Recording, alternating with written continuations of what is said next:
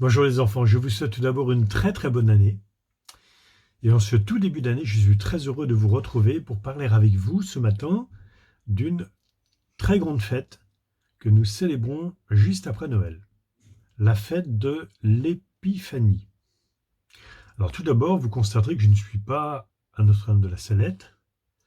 Et justement, aujourd'hui, je vais demander à deux enfants de vous parler de cette belle fête de l'Épiphanie. Il s'agit de Maëlys et de Josué, qui sont mes neveux et nièces. Deux de mes neveux et nièces, qui vont vous dire ce qu'ils savent de l'Épiphanie. Cette fête de l'Épiphanie, nous la fêtons juste après Noël. À Noël, nous avons fêté la naissance de Jésus à Bethléem, dans la pauvreté la plus grande. Jésus n'avait pas de place pour lui dans Bethléem. Marie et Joseph ont vu que toutes les portes se fermaient lorsqu'ils frappaient à la porte pour être accueillis parce que Marie attendait Jésus. Et finalement, c'est en dehors de Bethléem, dans une grotte où se réfugiaient les animaux, que Jésus est né, dans la pauvreté la plus grande. Et les premiers à venir adorer Jésus, comme nous l'avons vu à Noël, ce sont les bergers. Aujourd'hui, en cette fête de l'Épiphanie, ce ne sont pas des bergers qui vont venir adorer Jésus, mais ce sont des mages, c'est-à-dire des savants, des hommes qui sont habitués à regarder le ciel, à regarder les étoiles, et qui se sont laissés guider par une étoile mystérieuse qui les a conduits jusqu'à Bethléem. Ces mages, venus de loin, ont apporté avec eux des présents. Je vais laisser Maëlys et Josué vous en parler et vous dire ce qu'ils ont apporté à Jésus et ce que les présents qu'ils apportent à Jésus signifient, ce qu'ils représentent. Je les laisse vous dire de quoi il s'agit et pourquoi on appelle cette fête la fête de l'Épiphanie. Bonjour Maëlys. Bonjour. Alors, je voudrais que tu nous dises un petit peu ce qu'est pour toi la fête de l'Épiphanie. Alors l'épiphanie, c'est une fête Oui, qui manifeste Jésus au monde.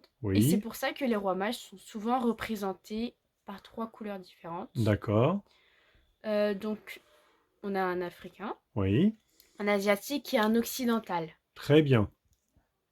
Et on nous dit que les rois mages sont venus donc de loin. C'est pour ça que dans l'Évangile, on dit qu'ils viennent d'Orient, pour signifier qu'ils viennent de là où le soleil se lève, hein, l'Orient. D'accord? Ils viennent donc de très loin.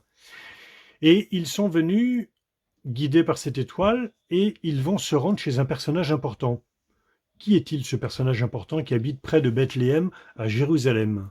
Alors ce personnage important, c'est Hérode, Oui, qui a reçu du coup les rois mages. oui, Et les rois mages ont demandé à Hérode, êtes-vous au courant oui, euh, de l'événement important qui s'est produit, oui, annonçant un roi. d'accord, Donc en fait, Hérode s'est inquiété, a pris peur oui, et avait la mauvaise intention de tuer Jésus en fait, de s'en de débarrasser. s'en débarrasser. Et donc, il a indiqué aux rois mages le chemin à prendre Oui, et il leur a cependant dit revenez pour m'indiquer où est le petit Jésus pour que moi aussi je puisse lui rendre hommage. d'accord. Et est-ce qu'ils sont revenus le voir? Alors non, ils ne sont pas revenus le voir parce qu'un ange leur a dit justement que Hérode comptait tuer Jésus. D'accord. Ils sont donc repartis par un autre chemin. Est-ce Exactement. que ça signifie pour nous quelque chose?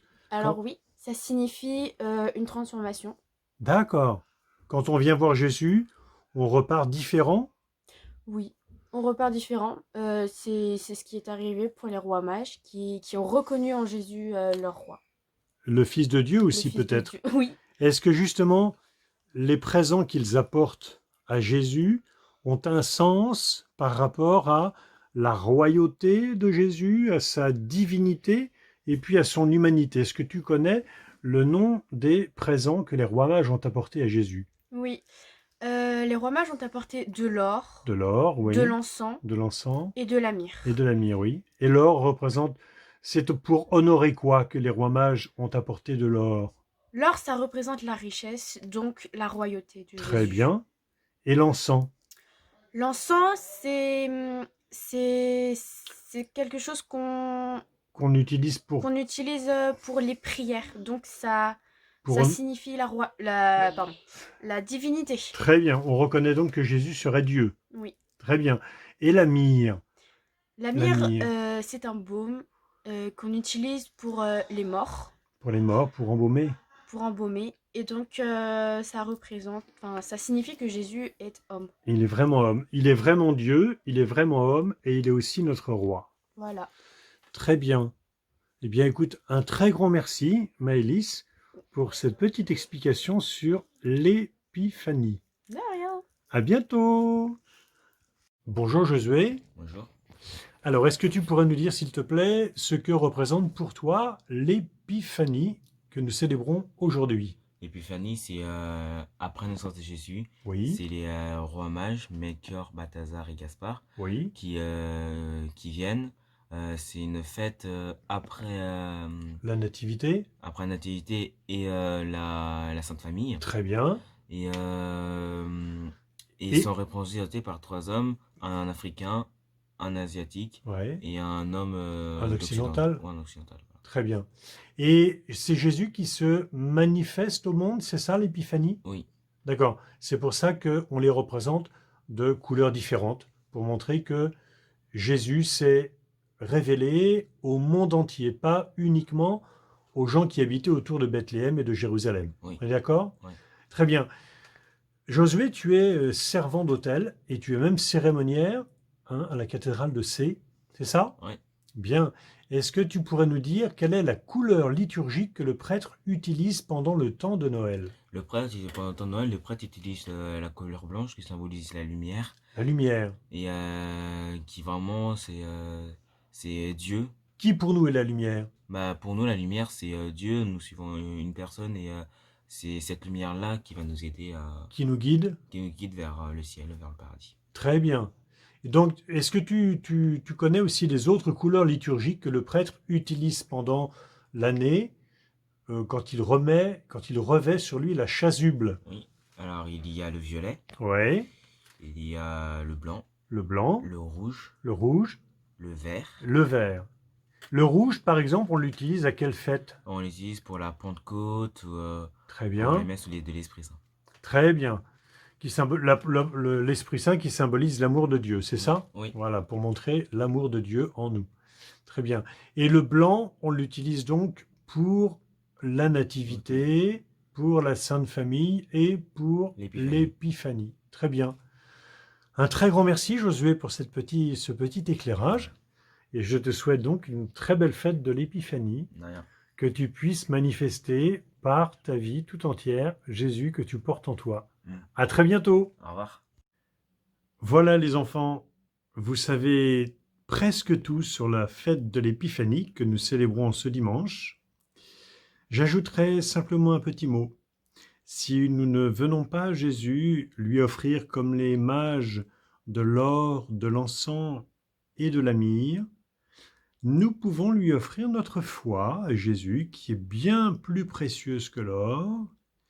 Nous pouvons aussi lui offrir nos prières qui montent vers Dieu comme l'encens. Et par-dessus tout, nous lui offrons bien sûr notre amour qui manifeste toute la charité que nous pouvons avoir pour Dieu et pour les autres. Belle fête de l'Épiphanie et à très bientôt.